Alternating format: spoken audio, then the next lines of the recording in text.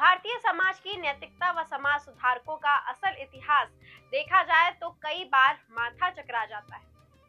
भारतीय शिक्षा पाठ्यक्रम में पढ़ाए जाने वाले न्यायविद व समाज सुधारक जस्टिस महादेव गोविंद रानाडे का नाम बड़ा चर्चित है और सब उनको सम्मान की नजर से देखते हैं। जस्टिस महादेव गोविंद रानाडे ने 11 साल की लड़की से शादी की थी। उस वक्त रानाडे की उम्र 30 साल थी। इस तरह पहले नोबेल पुरस्कार प्राप्तकर्ता रविंद्रनाथ टैगोर, जिन्होंने महारानी विक्टोरिया के सम्मान में जो गीत गाया था उसका आधा भाग राष्ट्रीय गान के रूप में गाया जा रहा है, उन्होंने भी 10 साल की लड़की से शादी की थी जब वो 21 साल के थे और शादी के 3 साल बाद पहला बच्चा हुआ था, यानी जब उनकी पत्नी 13 साल की थी। अरे आज ये हम किस तरह की बातें करने लगे। तो माय फ्रेंड, आज मैं आपके बीच एक ऐसी ही रोचक पुस्तक लेकर आई हूँ। नाम है mother India. American scholar Catherine Mayo ने उस समय भारत में इस पर रिसर्च किया था और ये किताब लिखी थी। जब ये किताब छपी तो रानाडे टैगोर के वंशजों ने बहुत हंगामा किया और अंततः गांधी जी के अंग्रेज सरकार से अपील की और बाद में ये किताब भारत में बैन कर दी गई। तो करेंगे किताब पर चर्चा, लेकिन उससे पहले if you had not subscribe our channel, please do subscribe and don't forget to press the bell icon. Well, I'm Oshi Sahu and you're watching Bookbaz.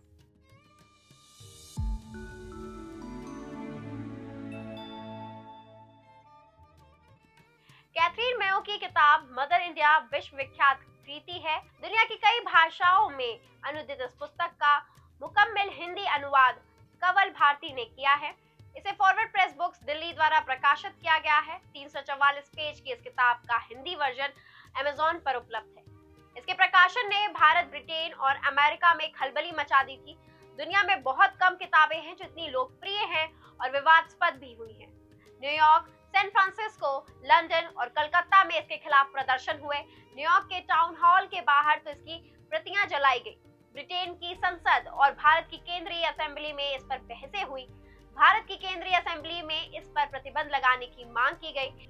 इस किताब ने अपने समय के विश्व प्रसिद्ध मशहूर हस्तियों का ध्यान अपनी ओर खींचा। इनमें Periyar, Gandhi, Rabindranath Tagore, Winston Churchill, Britain के प्रधानमंत्री, सरोजनी नायडू, रुडयार्ड किपलिंग और एनी बेसेंट आदि शामिल है। डॉक्टर अंबेडकर ने अपनी रचनाओं में कई जगह इस किताब का जिक्र किया है। इस किताब का अनुवाद विभिन्न यूरोपीय भाषाओं में हुआ है। भारत में इसका बांग्ला, तमिल, तेलुगु, मराठी, उर्दू और हिंदी में अनुवाद हुआ है। 1950 के दशक तक इसके अलग अलग संस्करणों की 3,95,668 प्रतियां बिक चुकी हैं। इस किताब के समर्थन और विरोध में 50 से अधिक किताबें और पैम्फलेट लिखे गए। भारत में मदर इंडिया नाम से फिल्म भी बनी जो इसी से प्रेरित थी। इस किताब की लोकप्रियता का आलम यह है कि इसके नए नए संस्करण प्रकाशित होते रहे। मदर इंडिया उस वक्त की वो किताब थी जिसने 1920 में भारतीय समाज को हिला दिया था। साल 1920 से 1921 में जहां असहयोग आंदोलन ने अंग्रेजों में खलबली मचा दी थी, वहीं बाबा रामचंद्र और मदारी पार्टी के किसान आंदोलन ने जमींदारों के होश उड़ा रखे थे। इसी दशक में साहित्य क्षेत्र में चांद माधुरी और सुधा, विशाल भारत, मनोरमा, त्याग भूमि आदि स्वाधीनतावादी चेतना से लैस पत्रिकाओं का उदय हुआ था। स्वामी दयानंद अर्थात मूलशंकर तिवारी ने भी इस तरह की शादी की वकालत सत्यार्थ प्रकाश में की थी। भला हो अंग्रेजी सरकार का भारत की बच्चियों को इन धार्मिक दलालों के चंगुल से बाहर करने का प्रयास किया और सती प्रथा जैसी घिनौनी व स्त्रियों के विनाशवादी संस्कृति को कानून के डंडे के हवाले किया। साल 1920 में ही उत्तर भारत में स्वामी अच्युतानंद के अस्मितावादी दलित आंदोलन का उदय हुआ, जिसने बहुजनों को गोलबंद करके सामाजिक, धार्मिक और राजनीतिक अधिकारों की प्राप्ति के लिए चेतना पैदा कर दी थी। 1920 में स्वराज की मांग ने ब्रिटिश शासकों के भीतर खलबली मचा दी थी। वहां 1921 की जनगणना के आंकड़ों ने हिंदू सुधारकों और लेखकों को चिंता में डाल दिया था। साल 1911 से लेकर 1921 तक की जनगणना में 8.5 लाख हिंदू घट गए थे। हिंदुओं की घटित संख्या पर हिंदी नव जागरण काल के संपादक और लेखक चिंतित हो गए थे। हिंदुओं के सामाजिक बंधनों और भेदभाव से तंग आकर अछूत अपनी मुक्ति धर्मांतरण में तलाशने लगे थे।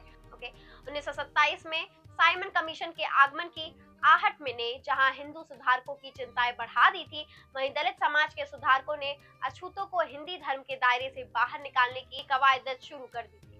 20वीं सदी के दूसरे दशक की इन्हीं सामाजिक, राजनीतिक और साहित्यिक गतिविधियों के बीच मिस मेयो कैथरीन की किताब मदर इंडिया मई 1927 में प्रकाशित हुई। यह किताब प्रकाशित होते ही हिंदू सुधारकों और लेखकों के बीच भयंकर कोलाहल मच गया था। हिंदू सुधारक और लेखक जिन बातों पर पर्दा डालते आ रहे थे और अपनी धर्म संस्कृति का पवित्र हिस्सा मानते थे, मेयो कैथरीन ने उस हिंदू पवित्रता को उघाड़ कर रख दिया। मेयो कैथरीन ने मदर इंडिया में स्त्रियों और अछूतों की दयनीय अवस्था की जो तस्वीर पेश की थी, उसे हिंदी के लेखक और संपादक बेहद खपा थे। कैथरीन मेयो 1920 से 25 के आसपास भारत के विभिन्न मैटरनिटी अस्पताल में घूमी थी और जो प्रसव के लिए अस्पतालों में लड़कियां भर्ती हुई, उनके बयान, हालात देखकर किताब लिखी थी। बड़ी दिलचस्प बात यह है कि जो हिंदू सुधारक और लेखक स्त्री समर्थक होने का दावा करते थे, वहीं मिस मेयो की मदर इंडिया के खिलाफ अपनी पत्र पत्रिकाओं में मोर्चा खोलते नजर आए। मूल किताब अंग्रेजी में है, लेकिन साल 1928 में इस किताब का पहला हिंदी अनुवाद मदर इंडिया शीर्षक से इलाहाबाद हिंदुस्तानी प्रेस प्रयाग से प्रकाशित हुआ था।